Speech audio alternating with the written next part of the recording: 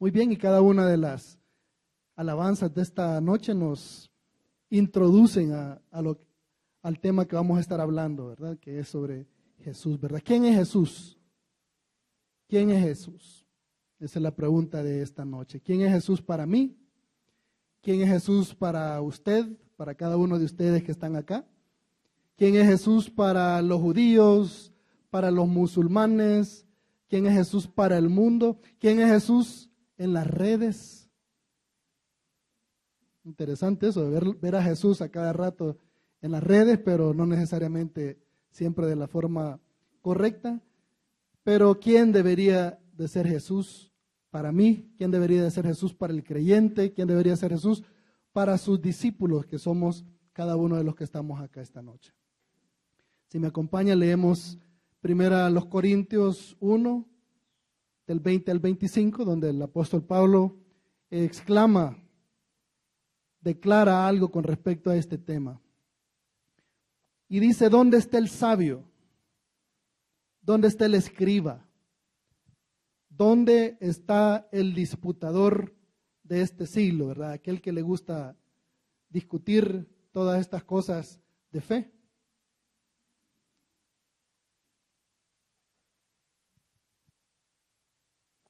¿No ha enloquecido Dios la sabiduría del mundo?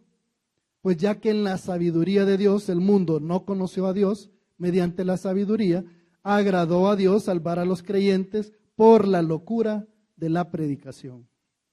Porque los judíos piden señales y los griegos buscan sabiduría, conocimiento, ciencia, matemáticas. Pero nosotros predicamos a Cristo crucificado, para los judíos ciertamente tropezadero y para los gentiles locura. Mas para los llamados, así judíos como griegos, Cristo, poder de Dios y sabiduría de Dios, porque lo insensato de Dios es más sabio que los hombres, y lo débil de Dios es más fuerte que los hombres.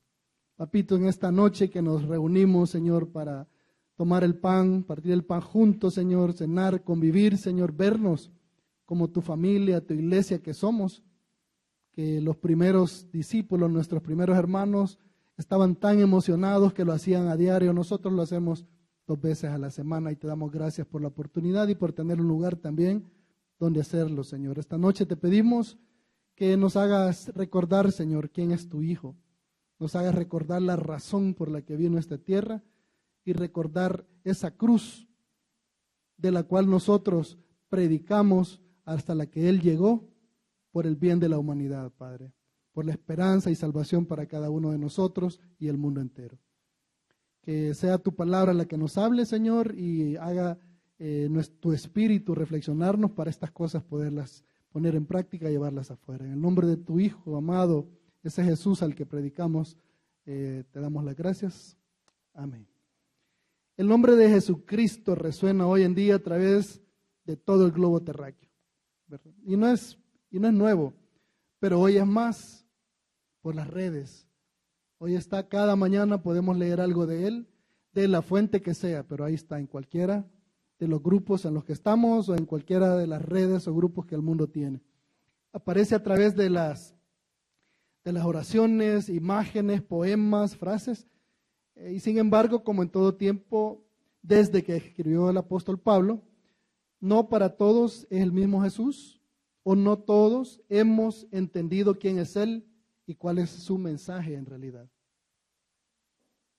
Para algunos, como dice nuestra lectura de hoy, es un tropiezo. Para otros es una locura el hablar de Él, el querer vivir como Él vivió, el poner en práctica ese mensaje que Él nos dejó de lo que era ser un creyente, de lo que era establecer su reino, que era distinto a los reinos de este mundo. Y el problema es que desde el principio Jesús ha sido tropiezo y locura aún dentro del mismo cristianismo. Y lo vamos a ver cómo esto sigue siendo una realidad, esto que vamos a leer más adelante, que también hablaba el apóstol, debido a nuestra forma de actuar y de pensar, que muchas veces dista de lo que realmente debería de pensar y hacer un verdadero creyente, de lo que debería hablar con respecto a su nombre, al nombre de Jesús, ya que todos decidimos servir y defendemos el nombre de Cristo, pero muchas veces actuamos completamente en oposición a sus enseñanzas. Esa es la realidad desde entonces hasta el día de hoy. La predicación de su nombre, sin embargo, de cualquier manera que suceda, y como vamos a ver aquí en este siguiente pasaje, tiene un impacto en la vida de las personas, tiene un impacto en el mundo, tiene un impacto entre creyentes y no creyentes. Llama a indagar, llama a discutir, llama a que su nombre de una manera u otra y por las razones que sea conocido. Así es que no nos preocupemos por eso. En esta iglesia pues no hay ningún problema con poner el árbol, celebrar la Navidad, ¿verdad? Como yo sé que en muchas iglesias lo hay, o como quizás algunos de ustedes piensen que no se debe hacer porque no era el mes, no era la fecha, lo que sea. Pero déjenme decirles, y pues al final de este mensaje espero yo que también ustedes puedan tener esa convicción. Qué rápido me llegó el tiempo. Ya entendí. Esa convicción, porque no importa de qué manera se haga o cuándo se haga, alguien pasa mencionando a Jesús toda la Navidad, ¿verdad? Sea el 25 o no sea, o sea en diciembre, el mundo habla de Jesús, habla de su nacimiento y es discutido a través de todo el mundo. Vamos a ver de eso. También dice en Filipenses 1, 15 al 18, algunos a la verdad predican a Cristo por envidia y contienda, pero otros de buena voluntad. Los unos anuncian a Cristo por contención, no sinceramente pensando añadir aflicción a mis prisiones, porque él estaba preso en ese momento. Y fíjese que no está hablando de no creyentes, está hablando de creyentes en Jesús, está hablando de otros cristianos. Pero los otros, por amor, dice, sabiendo que estoy puesto para la defensa del Evangelio. Que pues, que no obstante, de todas maneras, o por pretexto o por verdad, Cristo es anunciado y en esto me gozo y me gozaré aún. Eso tenemos que clavárnoslo acá y acá, ¿verdad? Aún con buenas intenciones, incluso podemos predicar de manera errónea a Cristo. Y eso nos pasa muchas veces cuando nuestros formatos fueron establecidos en algún momento en nuestra religión, ¿verdad? Y algunos, por contradictorio que parezca, lo hacen con mala intención. Alguien diría, pero ¿y qué cristiano va a predicar a Cristo o a hablar de Jesús o de otras personas que están predicando de Cristo con mala intención? Pues eso es lo que dice aquí el apóstol y está hablando de hermanos creyentes. Queda entonces para nosotros como creyentes releer, recordar y decidir a qué Cristo nosotros debemos predicar. Tenemos que volver a las Escrituras, tenemos que volver a Jesús. No que nos los expliquen, sino que a ver qué es lo que Él mismo enseñó y de qué manera Él actuó para poderlo pues nosotros no solo predicar, sino que imitar, como decía la canción hace unos minutos, tanto con nuestra boca como con nuestras acciones, con nuestra vida en general, ¿verdad? Veamos por un momento quién es Cristo para la sociedad, para las religiones, para el mundo y para nosotros mismos.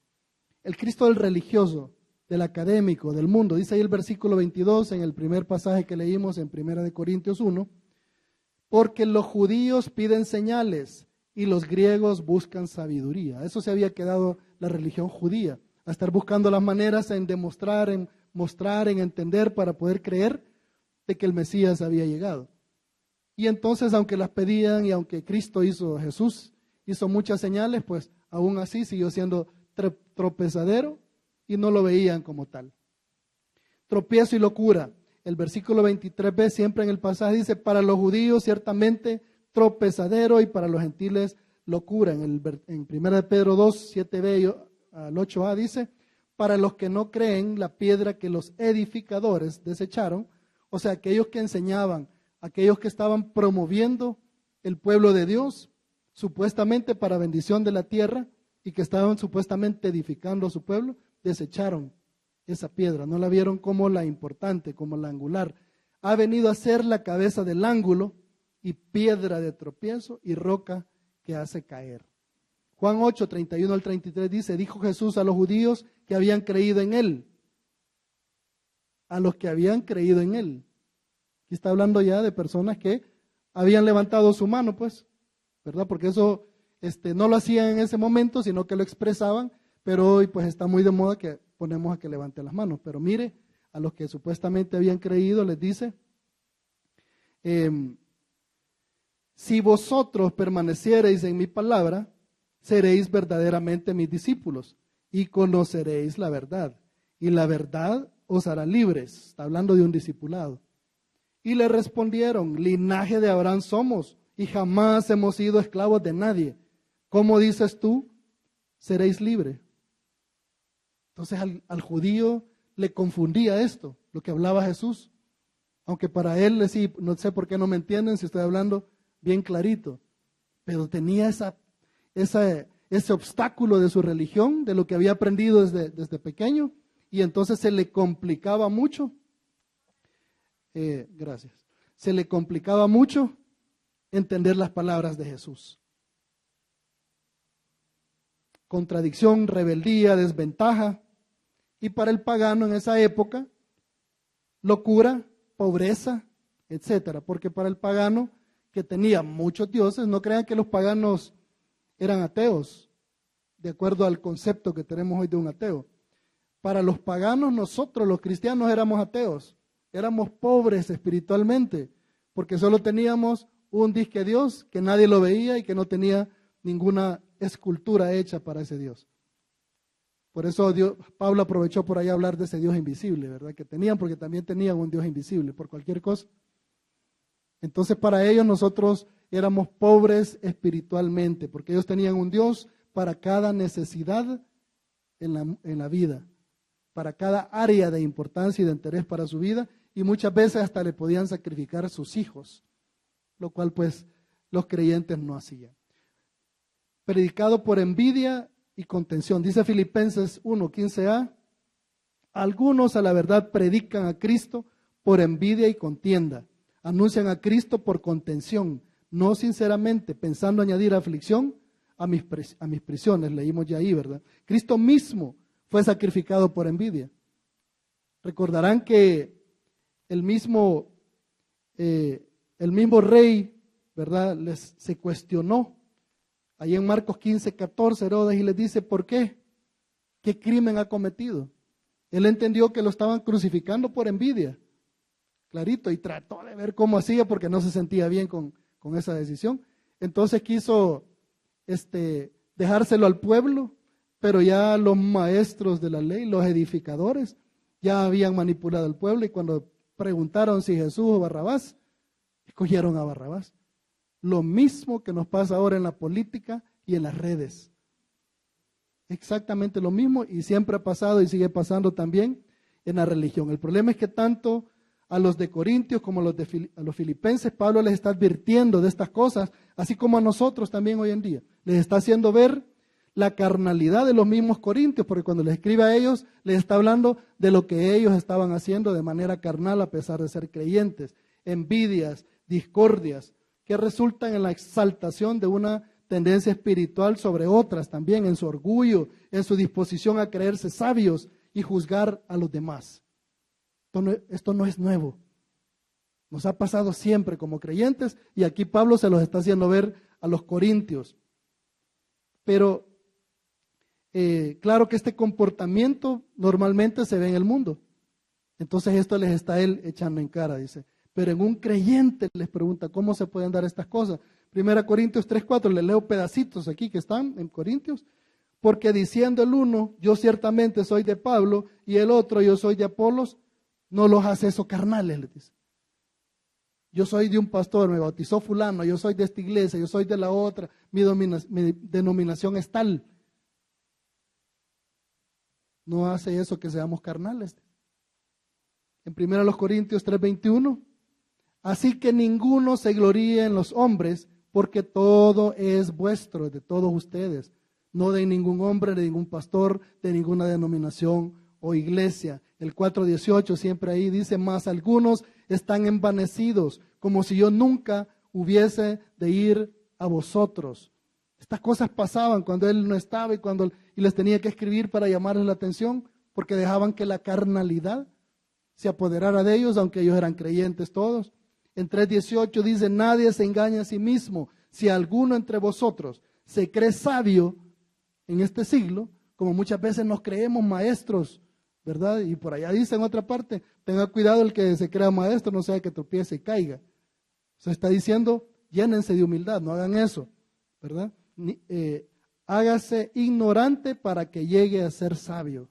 Dice, nunca nos cerremos en lo que pensamos que sabemos. 4:3 dice, yo en muy poco tengo el ser juzgado por vosotros, o por tribunal humano, y ni aun yo mismo me juzgo a mí mismo. El mismo Jesús dijo que lo envió el Padre y que no lo envió a juzgar al mundo.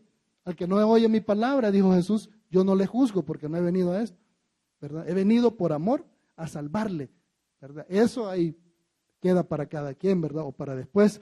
Y 4:5 finalmente dice, así que no juzguéis nada antes de tiempo hasta que venga el Señor. Aquí nos está mandando a no desconfiar, discutir, envidiarnos y tener contiendas entre nosotros, el cual aclarará también lo oculto de las tinieblas.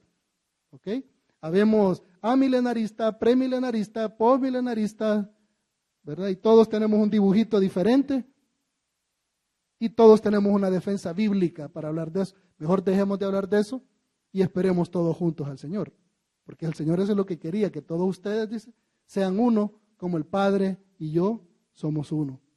Y manifestará las intenciones de los corazones y entonces cada uno recibirá su alabanza de Dios, ¿verdad? Entonces todas estas ideas, oposiciones y negaciones que pueden haber sobre Jesús son solo parte de lo que la palabra ya nos relata. O sea que no nos tenemos que extrañar de estas cosas porque pasaron desde el principio. Hoy en día las diferentes religiones tienen ideas sobre Jesús. Ninguna de estas religiones ni las personas que las componen son enemigas nuestras. Ninguna. No podemos tener un programa especial para los musulmanes, otro para los católicos, otro para los budistas. No podemos hacer eso porque ninguna de estas religiones, porque son conformadas por hombres, son enemigos nuestros. Son aquellos que el Señor amó también. Y así tenemos que volver al principio y verlos también de esta manera. Y de todas maneras, es amada por Dios nuestra iglesia y cada una de esas religiones, y también como nosotros necesita escuchar el mensaje, pero no lo vamos a hacer a través de guerras ni a través de contiendas, ¿verdad? Les leo rápidamente lo que es para cada una de estas y cómo de alguna manera también Jesús ha llegado a su interior. Para el judío, por ejemplo, la tradición judía, dicen algunos líderes, algunos coordinadores internacionales de estas religiones, subraya que Jesús nació, vivió y murió como judío. En la visión monoteísta judía es imposible que una persona sea sinónimo de Dios, ese es el problema que tienen. Jesús es percibido como un maestro y un rabino. Lo que plantea una diferencia entre el judaísmo y el cristianismo tiene que ver con la figura de Jesús en el sentido histórico, sino con la idea de Jesús como un Mesías. Eso es lo que no terminan de aceptar, porque ellos lo veían de otra manera y tienen otro concepto y no ha venido para ellos. Para el hindú, dice también un líder, Jesús es una figura muy respetada en el hinduismo.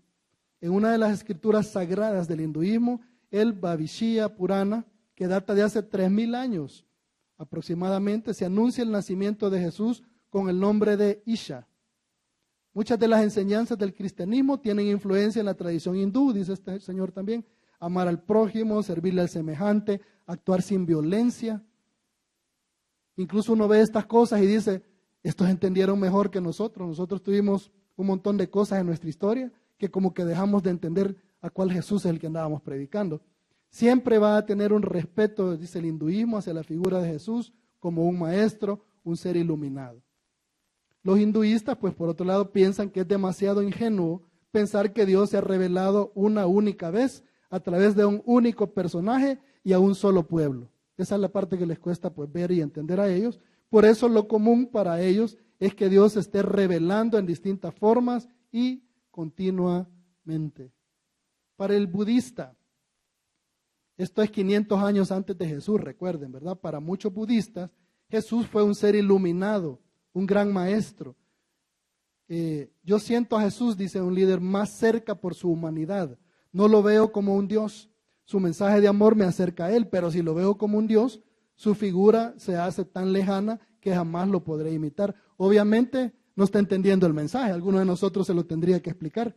Esa es precisamente la intención del Padre con Jesús, acercarse a nosotros y que entendamos que no está lejos como todos aquellos dioses de la mitología que hasta peleaban entre ellos, tenían medio hijos, peleaban con la humanidad y todas estas cosas.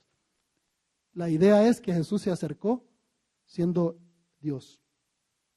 En el budismo sí existen personas como Jesús que en el proceso de despertar han logrado cultivar excepcionales capacidades mentales, una gran sabiduría y profundos sentimientos de amor y de compasión hacia el prójimo. A estos individuos se les conoce como Budas o Bodhisattvas, es decir, seres despiertos, héroes o guerreros espirituales. Así ven a Jesús, ¿verdad? En el budaísmo. Para el musulmán, en el Islam, Jesús, Isa en árabe, Isa en árabe, es considerado como Abraham, Moisés y Mahoma, uno de los más grandes profetas de la humanidad. Así lo ve el Islam. Jesús, la paz esté con él, dice un líder de ellos, fue el hijo de María y no de Dios. Creemos que Jesús fue un siervo de Dios, igual que creemos que su madre fue una santa sierva de Dios. Ninguno de los dos son socios de Dios en la administración del universo. Por ahí vienen las diferencias. Esa es la parte que nos toca a nosotros en palabra y amor y acción aclarar. Para el católico y demás religiones y denominaciones relacionadas al cristianismo, ya ni se diga, ¿verdad? Ahí no tendríamos nosotros que estar teniendo incluso tanto problemas, ¿verdad? Pero muchas veces es de ahí que vienen los problemas, como lo que habla el Pablo, como las envidias y las contenciones, cuando el Cristo de la fe predicado por el creyente, pues debería ser distinto. Este Cristo de la fe, predicado por el creyente, como le respondió Jesús a los judíos allá en Juan 8:39, cuando le dijeron, nuestro padre es Abraham. Él les dice, si fueseis hijos de Abraham, las obras de Abraham harías. Eso nos lo podría decir él en estos días a nosotros también. Si fueres creyentes, si fueres cristianos, si fueres mis discípulos, mis obras harías, mis palabras hablarías. Pero muchas veces lo que hablamos, lo que decimos y lo que hacemos no tiene que ver con este Jesús, así como los judíos lo que hacían no tenía nada que ver con la misión que le fue dada a Abraham. Para nosotros debe ser precioso, dice primera de Pedro 2:7a, para vosotros pues lo que creéis, Él es precioso, es muy valioso. Debería de ser algo que nosotros entendamos, de lo que no podemos prescindir, de lo cual no podemos prescindir, es la base. Es sufrido, crucificado, dice el versículo 23a, ahí en el pasaje que leímos en 1 Corintios 1. Pero nosotros, dice Pablo, predicamos a Cristo crucificado. Y esto no debería de ser una razón más para discutir con las denominaciones más liberales, ¿verdad? Que procuran interpretar eso de la resurrección de un montón de maneras. Y para nosotros en realidad lo que implica es que hemos creído y estamos dispuestos a imitar a un Cristo que estuvo decidido a sufrir, sufrió y estaba decidido a morir y murió para poder hacer ver esa esperanza, esa verdad a la humanidad. Él sufrió por la humanidad, no hizo sufrir a la humanidad. Él murió por la humanidad, no anduvo matando a la humanidad. Y Pablo entendió muy bien esto. ¿Se acuerdan que Pablo andaba matando en nombre de Dios? Pero él entendió y estaba, después de que creyó en él, después que lo encontró, estaba dispuesto a morir por ese Dios. Nosotros olvidamos bendecir a las naciones, misión que le fue dada a Abraham y luego que le fue dada al pueblo de Israel, y matamos por siglos gente de diversas naciones en las cruzadas y a nuestros propios hermanos en las inquisiciones. Hubo inquisiciones, por si alguien está pensando, no, pero esos fueron los primos, pero no, nosotros, aparte que venimos de la misma raíz, aunque a veces pensemos que no, está bien, pasémonos a la parte protestante, también, por si no sabían, tuvimos nuestras propias santas inquisiciones también, ¿verdad? Ahí nuestro hermano Calvino y otros firmaron cuando pensaron que alguien ya no tiene, hay que darle, ¿verdad?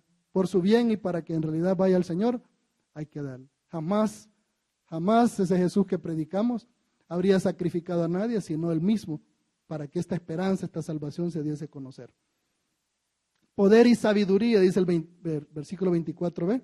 Cristo, poder de Dios y sabiduría de Dios, ¿verdad? Puede que el mundo no entienda el poder del mensaje de Cristo, que no lo vea. Esa es nuestra parte. No solo predicarla con nuestra boca, vivirla para que logren poder entender estas cosas. Si nosotros decidimos ser quienes somos, su poder y sabiduría se va a hacer presente. No solo en lo que pretendemos enseñar a través de diversas doctrinas, porque a veces hasta eso nos divide. Y a eso nos dedicamos y enfocamos los cristianos, y desde ahí vamos compartiendo la palabra a alguien. Pero no, es que mira, la verdadera doctrina es así, así y así. Aunque esta persona diga, sí, pero por allá por mi casa hay otros evangélicos, pero dicen otra cosa. ¿Y tienen la verdad también? Sí, la tienen, pero ahorita esto es lo que tenés que creer, porque aquí dice la Biblia, y ellos también predican con la Biblia, y lo respaldan con versículos también. Nos dividimos ante el mundo que ve 7 iglesias evangélicas de diferentes denominaciones a 2 cuadras de su casa. Imagínense qué increíble es, pero todas decimos y le estamos diciendo solo hay una verdad. Y absoluta, y esto tenés que creer. De aquellos no sé, pero la verdad es la que yo te traigo porque soy de la santa, ¿verdad?, denominación tal y tal. Debe ser predicado con amor, tal y como lo explica Juan 3:16. Ahí no nos podemos saltar, hermanos. Con esto vamos a ir terminando. Juan 3:16 nos explica claramente y no está ahí para que nosotros empecemos a ¿cómo se decía? Cuando se abrían las ranitas, ¿verdad? Se me va esa palabra ahorita, pero abrirlo y analizarlo y sacar todo y ver exactamente lo que está diciendo que el Padre amó primero antes de que estuviéramos todos, amó a todo el mundo, amó a la humanidad, envió a su Hijo, así como su Hijo nos envió a nosotros, y lo hizo todo por amor. Y vino a sacrificarse, vino a morir, no vino a matar a nadie para convertirlo. Entonces tiene que ser así como el Padre envió a Jesús, Jesús nos envió a nosotros por amor a la humanidad entera. En ese es el Cristo que creemos. Y por Él debemos pasar diversas penurias, ¿verdad? Como buenos soldados, dice ahí en Timoteo. Pero no soldados no que hacen pasar penurias a otros, ni sufrimientos, ni matarlos, sino que estamos dispuestos, nosotros como nuestro Señor, si vamos a llamarle nuestro capitán, nuestro rey, creo que él hubiera preferido que le imitáramos, le siguiéramos, a que hiciéramos todas esas cosas en realidad, ¿verdad? Que es muy bueno y qué bueno que lo sigamos reconociendo, pero estoy seguro que habría preferido, bueno, si me decís que soy tu capitán, que soy tu rey, que soy tu Dios y Señor, pues entonces decí lo que yo dije e imítame a mí también, porque eso es lo que necesita la humanidad. El Cristo que predicamos vino por idea de su Padre, nuestro Padre, a rescatar mediante el sacrificio a un mundo. Mire, no lo vino a condenar a esto, ya estaba hacia el mundo. Un mundo que se sabía condenado, se sabía en desesperanza, sin ninguna motivación razonable para su existencia, amarrado por interminables requisitos para saberse valioso, amado y salvado. Jamás lo lograba porque la religión demasiado pesada. Aunque lograra pagar lo necesario de esos animalitos para el sacrificio, nunca llegaba, nunca iba a estar ahí, y lo manejaban pues los dueños de eso, los maestros de la religión, ¿verdad? Ellos son los que decidían, o sea que esa historia no es nueva, siempre ha existido. De alguna manera el maestro religioso termina haciendo que alguien pague para que reciba algo que Jesús dijo, no, esto no tenés que pagar, esto es de gracia, seguime. Eso le trajo esa esperanza, ¿verdad? Y rodeado también este mundo que él encontró de una realidad desesperanzadora de suciedad y muerte.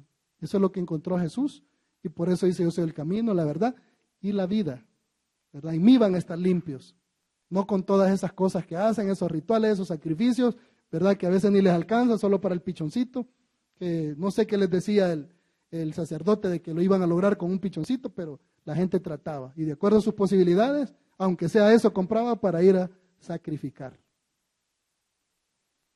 Jesús, amada familia, cambia el panorama, su palabra refresca y da esperanza, aviva la confianza en un Dios que ama y promueve el amar a los demás, un Dios que no está lejano, como piensa pues budismo o el hinduismo, especialmente al necesitado.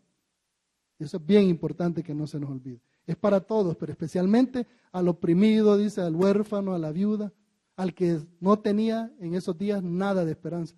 Estaba en la calle, estaba enfermo, nadie se le acercaba y nadie daba 5 porque había hecho esto o lo otro, que hasta la familia lo rechazaba. El Cristo que predicamos es el que estuvo dispuesto a traernos este mensaje de tropiezo y locura para las religiones y para el mundo. Y lo llevó hasta la muerte, y muerte de cruz, como dice la palabra. La única forma de convencer al mundo de esa verdad fue esa, y seguir presente a través de las generaciones y a través de la eternidad. Tenía que llegar hasta esa cruz. Y no porque haya sido fácil, ni porque haya sido el super Dios que no iba a sentir ni creer nada. Ahí leemos también claramente que hubiese preferido que fuera de otra manera. ¿Quién va a querer sufrir eso? Pero hizo la voluntad de su Padre, porque si no, nadie iba a tener la más mínima oportunidad. Ese es el Cristo, familia, en el que predicamos. Así es que hagamos las cosas y digamos las cosas que Él hablaría y las cosas que Él haría. Y de todas maneras, al fin, porque las redes siguen, las religiones siguen, nuestros hermanos envidiosos y contenciosos siguen, recordemos pues las palabras del apóstol que dice: pero no obstante, y de todas maneras, o por pretexto o por verdad, Cristo es anunciado. Y en esto me gozo y me gozaré. ¿Estamos de acuerdo con eso? Ok, oremos y cerremos este tiempo también en alabanza a ese Cristo en el que creemos y que predicamos. Papito, gracias esta noche por tu familia, Señor, que está aquí reunida. Porque tú has puesto en nosotros el querer venir acá, como el haber venido acá, sabiendo que juntos crecemos, Señor. Sabiendo que juntos se oye mejor esa alabanza a tu nombre.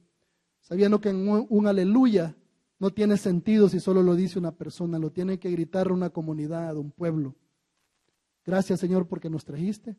Gracias, Señor, porque pudimos partir el pan juntos, Señor, en familia, vernos nuevamente, servirnos también unos a otros, gozarnos en tu presencia juntos y reflexionar también en tu palabra. Cerramos este tiempo alabando tu nombre y pidiéndote, Señor, que en nuestro corazón siempre esté el recordar ese Cristo a quien predicamos. Y en el nombre de Él nos hemos reunido y te hemos alabado. Amén. Ok, familia. Bendiciones.